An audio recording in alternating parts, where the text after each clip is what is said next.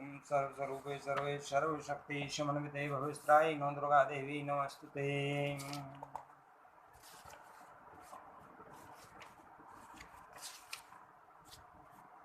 भगवान नारायण कहते हैं, नारद,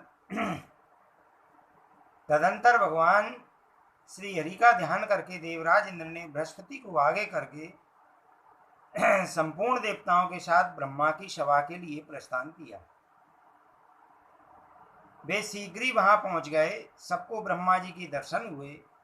इंद्र और बृहस्पति सहित समस्त देवताओं ने उनके चरणों में मस्तक झुकाया। तत्पश्चात देवगुरु बृहस्पति ने ब्रह्मा जी को सारा वृतांत कह सुनाया। उनकी बात सुनकर ब्रह्मा जी हंस पड़े। उन्होंने देवराज से कहा, ब्रह्मा जी बोले, बस तुम मेरे वंशज हो, तुम्हें उत्तम बुद्धि प्राप्त है। मेरे प्रपोत्रो बृहस्पति जी तुम्हारे गुरु हैं और तुम स्वयं भी देवताओं के स्वामी हो। परम प्रतापी विष्णु भक्त दक्ष प्रजापति तुम्हारे मातामह हैं। भला जिसके तीनों कुल ऐसे पवित्र हों वो स्वयोग पुरुष अहंकार क्यों करे? जिसकी माता परम पतिव्रता, पिता शुद्ध स्वरूप और मातामह एवं मातुल जितेंद्रिय हो, वह व्यक्ति अहंकारी क्यों बन जाए? क्योंकि यदि पिता, मातामह और गुरु ये तीन दोषी हों तो इन्हीं के दोष से संपन्न होकर पुरुष भगवान श्री हरि का द्रोही बन सकता है, यह निश्चित है। सर्वंतरात्मा भगवान श्री हरि संपूर्ण प्राणियों के शरीर में विराजमान रहते हैं। उनके देह से निकल जाने पर उसी क्षण प्राणी सब बन जाता है। वे स्वामी हैं और हम सब लोग उनके अनुचर हैं। मैं प्राणियों के शरीर में इंद्रियों का स्वामी मन होकर रहता हूँ। शंकर ज्ञान का रूप धारण करके रहते हैं। विष्णु के प्राणों की अधिष्ठात्री देवी भगवती श्री राधा प्रकृति के रूप में विराजमान रहती है। बुद्धि को साध्वी दुर्गा का रूप माना गया है। निद्रा एवं क्षुधा आदि ये सभी भगवती प्रकृति की कलाएं हैं। आत्मा का जो बुद्धि में प्रतिबिंब है वह जीव है। उसी ने इस भोग शरीर को धारण कर रखा है। जब शरीर का स्वामी आत्मा देह से निकलकर जाने लगता है तब ये सब भी तुरंत उसी के साथ साथ चल पड़ते हैं। जैसे रास्ते में बर के आगे चलने पर सभी बाराती सज्जन उसका अनुसरण करते हैं। मैं शिव, शेषनाग, विष्णु, धर्म एवं महाविराट तथा तुम सब लोग, ये सब जिनके अंश और भक्त हैं, उन्हीं भगवान श्री कृष्ण के निरामाल रूप पुष्प का तुमने अपमान कर दिया है। भगवान शिव ने जिस पुष्प से उन श्री हरि के चरण कमलों की पूजा की थी, वही पुष्प सौभाग्यवश मुनिवर दुर्वासा की कृपा से तुम्हें प्राप्त हुआ है, परंतु तुमने उसका सम्मान नहीं किया। भगवान श्री कृष्ण के चरण कमल से च्युत पुष्प जिसके मस्तक पर स्थान पाता है, वह सौभाग्यशाली व्यक्ति संपूर्ण देवताओं में प्रधान माना जाता है और उसी की पहले पूजा होती है। हाँ, बलवान दुर्दैव ने तुम्हें ठग लिया। इस समय भगवान श्री कृष्ण के निरामल का परित्याग करने से रोष में आकर भगवती श्री देवी तुम्हारे पास से चली गई हैं। अब तुम मेरे तथा बृहस्पति के साथ वैकुंठ में चलो, मैं वर देता हूँ। अब तुम महालक्ष्मी कांत भगवान श्री हरि की सेवा करके लक्ष्मी को अवश्य प्राप्त कर लोगे। नारद, इस प्रकार कहकर ब्रह्मा जी संपूर्ण देवताओं को साथ ले वैकुंठ पधार गए। वहां जाने पर उन्हें परब्रह्म सनातन भगवान श्री हरि के दर्शन हुए। उस समय वे तेज पुंज प्रभु अपने ही तेज से प्रकाशित हो रहे थे। उनका श्री विग्रह ऐसा जान पड़ता था मानो ग्रीष्म ऋतु के मध्याह्न काल के असंख्य सूर्य एक साथ चमक रहे हों। वे आदि, मध्य और अंत से रहित लक्ष्मीकांत भगवान श्री हरि शांत रूप से विराजमान थे। वे चार भुजा वाले पार्षदों से और भगवती सरस्वती से युक्त थे। चारों वेदों सहित भगवती गंगा भक्ति प्रदर्शित करती हुई उनके पास विराजमान थी। उन्हें देखकर ब्रह्मा के अनुयायी संपूर्ण देवताओं ने मस्तक झुकाकर प्रणाम किया। उनके प्रत्येक अंग में भक्ति और विनय का विकास हो चुका था। आंखों में आंसू भरकर वे परम प्रभु भगवान श्री हरि की स्तुति करने लगे। स्वयं ब्रह्मा जी ने हाथ जोड़कर भगवान से यथावत समय वृतांत कह सुनाया। उस समय समस्त देवता अपने अधिकार से च्युत होने के कारण रो रहे थे। विपत्ति ने उनके हृदय में भक्ति भांति स्थान प्राप्त कर लिया था। भय के कारण उनमें घबराहट की सीमा नहीं थी। उनके शरीर पर एक भी रत्न या आभूषण नहीं था। वे सवारी से भी रहित थे। उन सभी के मुख मलिन थे। श्री तो पहले ही उनका साथ छोड़ चुकी थी। वे निस्तेज एवं भयग्रस्त थे। कुछ भी करने की शक्ति उनमें नहीं रह गई थी। देवताओं को ऐसी दीन दशा में पड़े हुए देखकर भय को दूर करने वाले भगवान श्री हरि ने उनसे कहा, भगवान श्री हरि बोले, ब्राह्मण तथा देवताओं, भय मत करो। मेरे रहते तुम लोगों को किस बात का भय है? मैं तुम्हें परम ऐश्वर्य को बढ़ाने वाली अचल लक्ष्मी प्रदान करूंगा, परंतु मैं कुछ समयोचित बात कहता हूं, तुम लोग उस पर ध्यान दो। मेरे वचन हितकर सत्य सारभूत एवं परिणाम में सुखावह हैं। जैसे अखिल विश्व के संपूर्ण प्राणी निरंतर मेरे अधीन रहते हैं, वैसे ही मैं भी अपने भक्तों के अधीन हूं। मैं अपनी इच्छा से कभी कुछ नहीं कर सकता। सदा मेरे भजन चिंतन में लगे रहने वाला निरंकुश भक्त जिस पर रुष्ट हो जाता है, उसके घर लक्ष्मी सहित मैं नहीं ठहर सकता, यह बिल्कुल निश्चित है।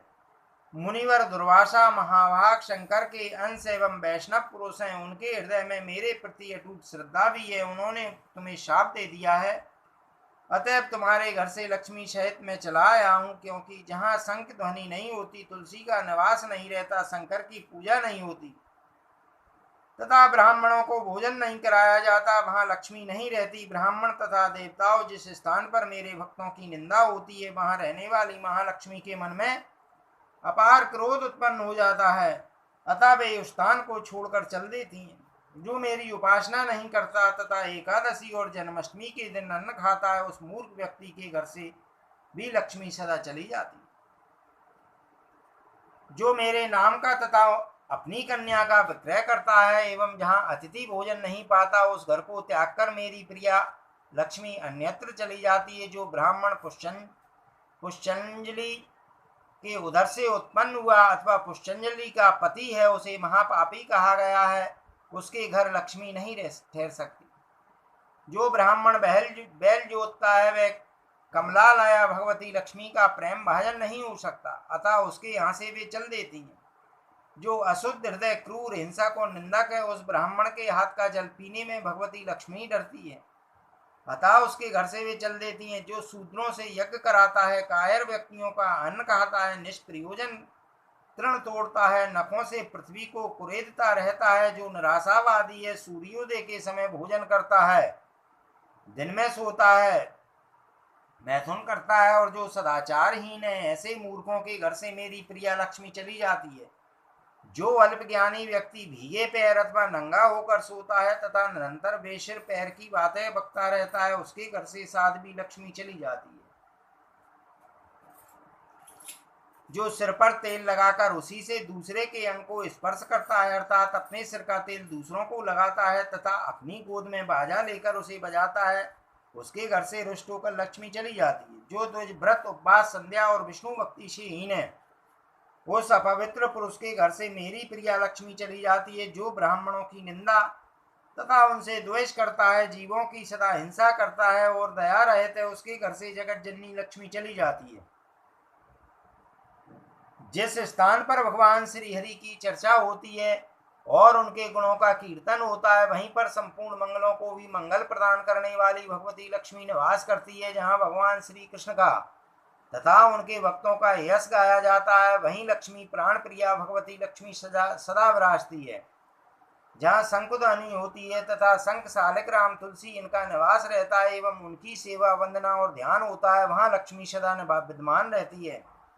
जहाँ शिवलिंग की पूजा और पवित्र कीर्तन तथा दुर्गा पूजन एवं कीर्तन होता है, वहाँ कमलालया लक्ष्मी निवास करती है। जहाँ ब्राह्मणों की सेवा होती है, उन्हें उत्तम पदार्थ भोजन कराए जाते हैं तथा संपूर्ण देवताओं का अर्चन होता है, वहाँ पंचमुखी साध्वी लक्ष्मी विराजती है। नारद रमापति भगवान श्री हरि ने संपूर्ण देवताओं से यों कहकर लक्ष्मी से कहा, देवी तुम अपनी कला से क्षीर समुद्र के यहाँ जाकर जन्म निर्धारण करना स्वीकार कर लो।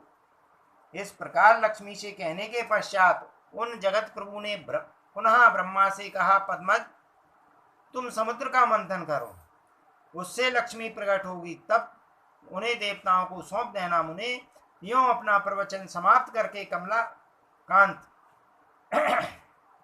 भगवान श्री हरि अंतापुर में चले गए। देवता उसी क्षण क्षीर सागर की ओर चल पड़े। वहां सभी देवता और दानव एकत्रित हुए। मंदराचल पर्वत को मंथन का, कच्छप को पात्र तथा शेषनाग को मंथन की रस्सी बनाकर वे क्षीर समुद्र को मथने लगे।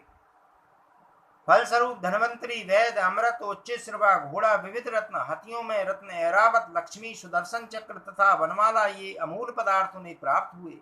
मुनि, उस समय भगवान विष्णु में अपार श्रद्धा रखने वाली साध्वी श्री लक्ष्मी ने क्षीर साई सर्वेश्वर श्री हरि के गले में वनमाला पहना दी।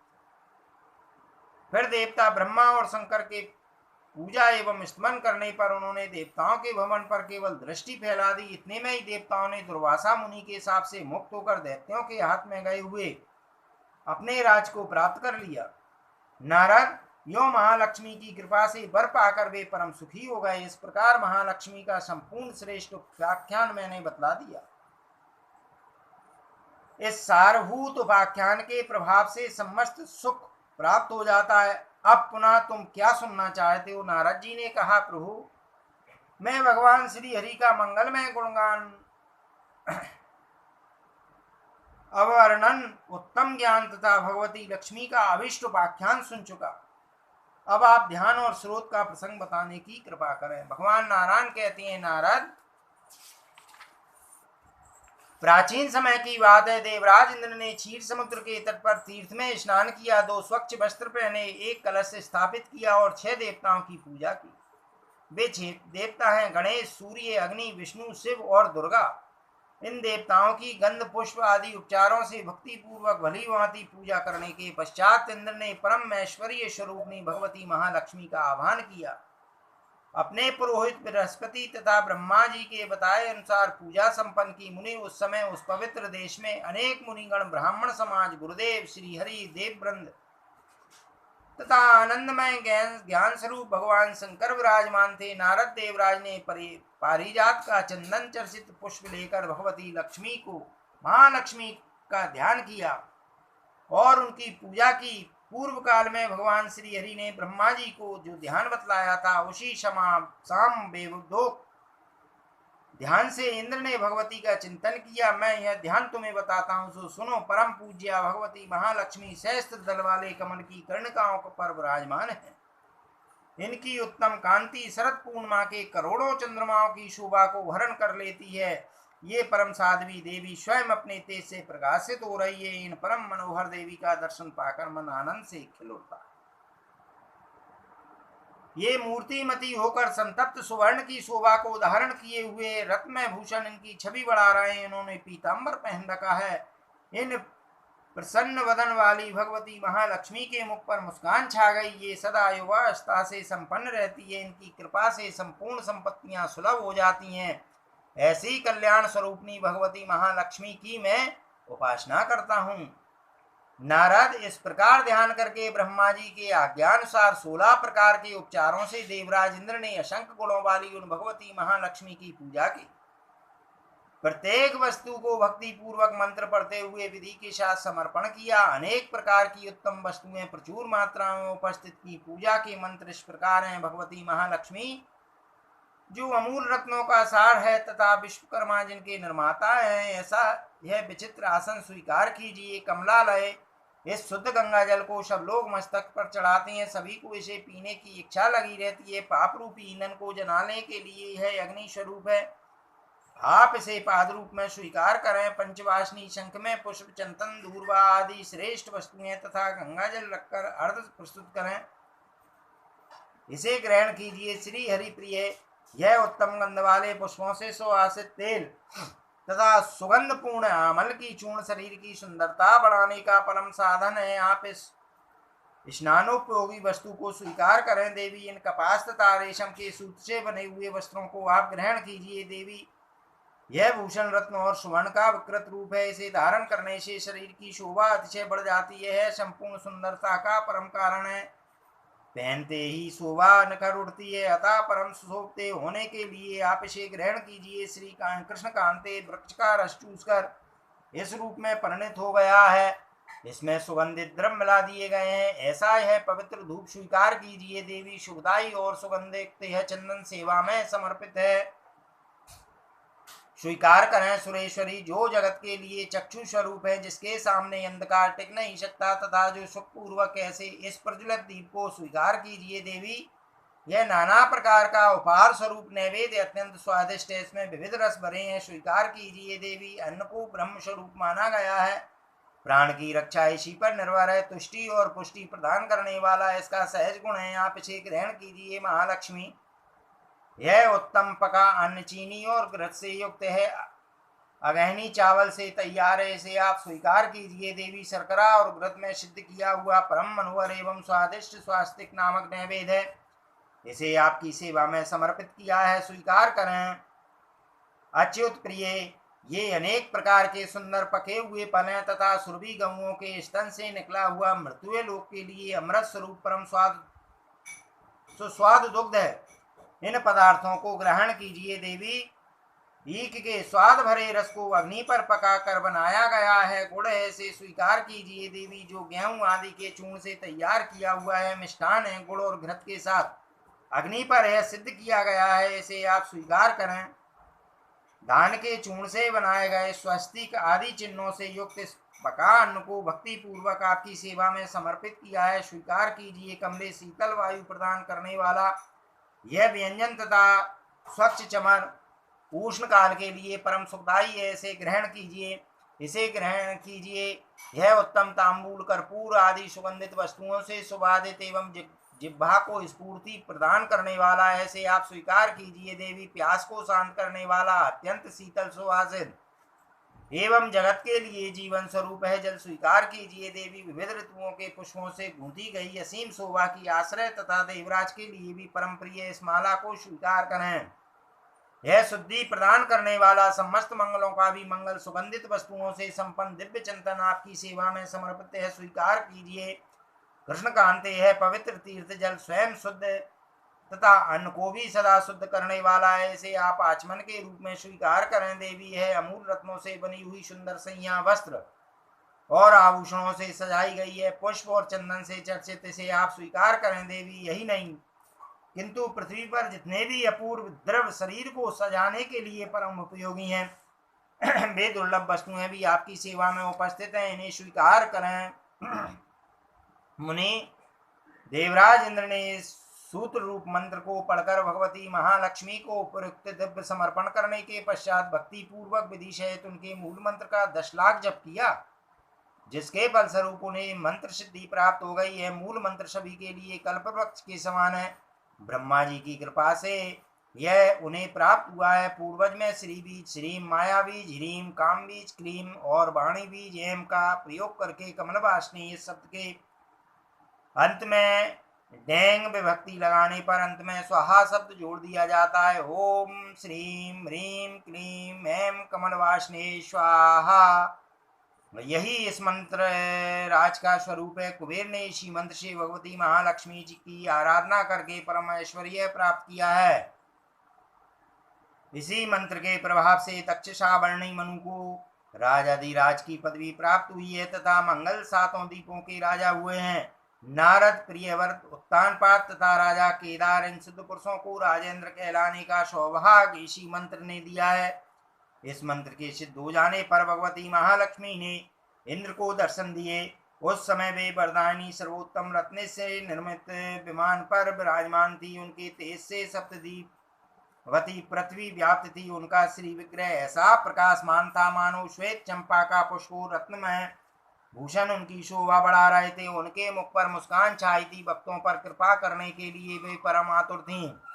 उनके गले में रत्नों का हार शोभा पा रहा था, असंख्य चंद्रमा के समान उनकी कांति थी। ऐसी जगत को जन्म देने वाली शांत स्वरूपा भगवती महालक्ष्मी को देखकर देवराज इंद्र उनकी स्तुति करने लगे। उस समय इंद्र के सर्वांग में पुलकावली छा गई थी, उनके नेत्र आनंद के आंसुओं से पूर्ण थे और उनकी अंजलि बंधी थी। ब्रह्मा जी की कृपा से संपूर्ण अविष्ट प्रदान करने वाला वैदिक श्रोतराज उन्हें स्मरण था, इसी को पढ़कर उन्होंने स्तुति आरंभ की। देवराज इंद्र बोले, भगवती कमलवासिनी को नमस्कार है, देवी नारायणी को बार बार नमस्कार है, कृष्ण प्रिया भगवती महालक्ष्मी को निरंतर अनेक शाह नमस्कार है। कमल के पत्र के समान नेत्र वाली कमलमुखी भगवती महालक्ष्मी को नमस्कार है। पद्मासना पद्मनी तथा वैष्णवी नाम से शोभा पाने वाली माँ भगवती महालक्ष्मी को बार बार नमस्कार है। सर्व संपत्ति स्वरूपनी सर्व आराध्या देवी को नमस्कार है। भगवान श्री हरि में भक्त उत्पन्न कराने वाली तथा हर्ष प्रदान करने में परम कुशल देवी को बार बार नमस्कार है। रत्नपद में शोभने तुम भगवान श्री कृष्ण के वक्ष स्थल पर विराजमान होकर कार्य की व्यवस्था करती हो। तुम्हारा स्वरूप चंद्रमा के समान सुंदर है, तुम्हें मैं बार बार प्रणाम करता हूँ। संपूर्ण संपत्ति की अधिष्ठाती महादेवी के लिए बार बार नमस्कार है। बुद्धि स्वरूपनी एवं बुद्धि प्रदा भगवती के लिए अनेक प्रणाम है। देवी तुम बैकुंठ में महालक्ष्मी, क्षीर समुद्र के यहाँ लक्ष्मी, राजाओं के भवन में राजलक्ष्मी, इंद्र के स्वर्ग में स्वर्ग लक्ष्मी, गृहस्थों के घर में गृह लक्ष्मी एवं ग्रह देवता सागर के यहाँ सुरभि और यज्ञ के पास दक्षिणा के रूप में विराजमान रहती हो। तुम देवताओं की माता अदिति हो। तुम्हें कमला और कमलाए या कहा जाता है। हव्य प्रदान करते समय स्वाहा और काव्य प्रदान करने के अवसर पर स्वाधा का जो उच्चारण होता है वह तुम्हारा ही नाम है। सबको धारण करने वाली विष्णुमयी पृथ्वी तुम्हें हो। भगवान नारायण की उपासना में सदा तत्पर रहने वाली देवी तुम्हारा सत्व में विग्रह परम शुद्ध है। तुम्हारे में क्रोध और हिंसा को किंचित मात्र भी स्थान नहीं है। तुम्हें वरदा, शारदा, शुभा, परमार्थता एवं हरिदास प्रदा कहते हैं। तुम्हारी अनुपस्थिति में सारा जगत निरस्तत्व होकर वशीभूत हो जाता है। तुम्हारे न रहने से अखिल विश्व की प्राण रहते हुए भी मृतक जैसी स्थिति हो जाती है। तुम संपूर्ण प्राणियों को श्रेष्ठ माता हो।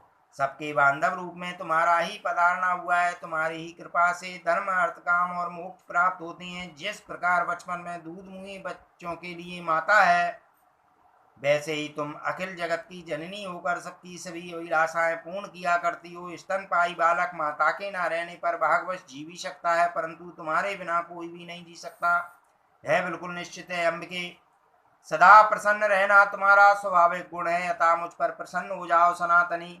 मेरा राज शत्रुओं के हाथ में चला गया है, तुम्हारी कृपा से वह मुझे पुनः प्राप्त हो जाए। हरिप्रिय, मुझे जब तक तुम्हारा दर्शन नहीं मिला था तभी तक मैं बंधुहीन, भिक्षुक तथा संपूर्ण संपत्तियों से शून्य था, किंतु अब तो मुझे ज्ञान, धर्म, अखिल अविष्ट, सौभाग्य, प्रभाव, प्रताप, सर्वाधिकार, परम ऐश्वर्य, पराक्रम तथा युद्ध में विजय प्राप्त होना ही चाहिए। नारद इस प्रकार कहकर संपूर्ण देवताओं के साथ देवराज इंद्र ने मस्तक झुकाकर भगवती महालक्ष्मी को बार बार प्रणाम किया। उस समय उनकी आंखों में प्रेमानंद के आंसू भरे थे। देवताओं के कल्याणार्थ ब्रह्मा, शंकर, शेष नाग, धर्म तथा केशव इन सभी महानुभावों ने भगवती महालक्ष्मी से प्रार्थना की। तब उस देव सभा में शोभा पाने वाली भगवती प्रसन्न हो गई। उन्होंने देवताओं को वर दिया और भगवान श्री कृष्ण को मनोहर पुष्पमाला समर्पण की। सभी देवता अपने अपने स्थान पर चले गए। स्वयं भगवती महालक्ष्मी क्षीरसाई भगवान श्री हरि के स्थान पर प्रसन्नता पूर्वक पधार गई। मुने, ब्रह्मा और शंकर भी देवताओं को शुभ आशीर्वाद देकर प्रसन्नता प्रकट करते हुए अपने अपने धाम को पधार गए। यह स्रोत महान पवित्र है। इसका त्रिकाल पाठ करने वाला बड़भागी पुरुष कुबेर के समान राजाधिराज हो सकता है। 5 लाख जप करने पर मनुष्यों के लिए यह स्रोत सिद्ध होता है। यदि इस सिद्ध स्रोत का कोई निरंतर 1 महीने तक पाठ करे तो वह महान सुखी एवं राजेंद्र हो जाएगा, इसमें कोई संशय नहीं है।